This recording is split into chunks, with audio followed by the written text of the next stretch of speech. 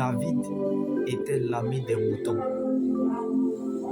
Il aimait tellement Dieu à telle enseigne que Dieu était son berger et lui le mouton.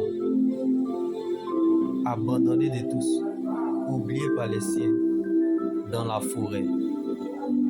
Pendant ce temps, le prophète Samuel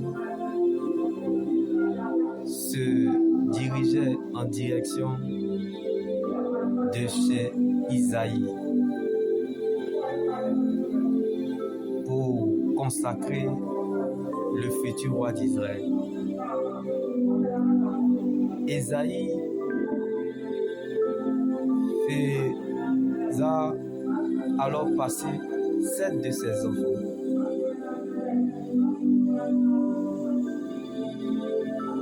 Sept de ses fils.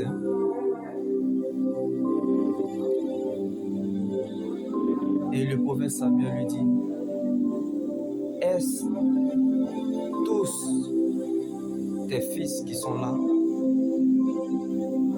Ces 7 fils. L'Éternel n'a choisi aucun d'eux. Mais est-ce qu'il en reste encore? Oui. Alléluia. Le plus jeune. Il est en train de garder les brebis. C'est par le sens du sacrifice pour les autres qu'on devient roi. Comme David, insignifiant aux yeux des humains. Mais en lui se reposait la bénédiction de la nation et de sa famille. Rien ne commencera avant son arrivée. Et rien ne se fera sans lui. Bien-aimé, quand Dieu met son choix sur toi, tu n'auras pas d'autre choix que de danser sans musique. Tu n'auras pas d'autre choix que de collaborer pour de louer l'Éternel. Car l'abandon des hommes n'est pas un oubli pour Dieu. Car il n'y a pas de fidélité de Dieu sans infidélité des hommes. Comme David a traversé seul la vallée, comme David a marché seul dans la forêt.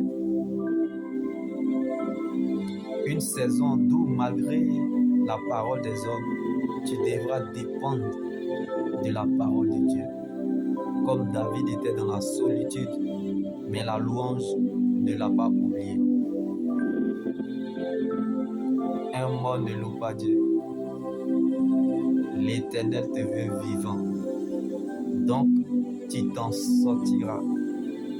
Tu ne finiras pas là où tu es. Car tu es le David de cette situation. La preuve de Dieu dans cette épreuve. Dieu commence toujours avec le reste. Donc, ce que cette situation a oublié, c'est qu'il y a encore un reste. David, la prophétie d'une personne est pour toi. Cette situation ne sait pas qu'elle est dans ta vie selon Dieu pour assurer ton avenir.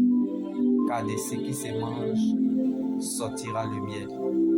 Lui qui n'était pas cité parmi les grands, qui n'était pas le choix de son père, mais Dieu l'a choisi. Tes doutes ne feront pas douter Dieu. Ne cherche pas à savoir si les gens sont avec toi, mais cherche plutôt à savoir si Dieu est avec toi. Car si les gens n'ont rien à faire avec toi, c'est que Dieu a quelque chose à faire avec toi, comme David. La promesse de Dieu n'a pas d'âge, mais elle est destinataire.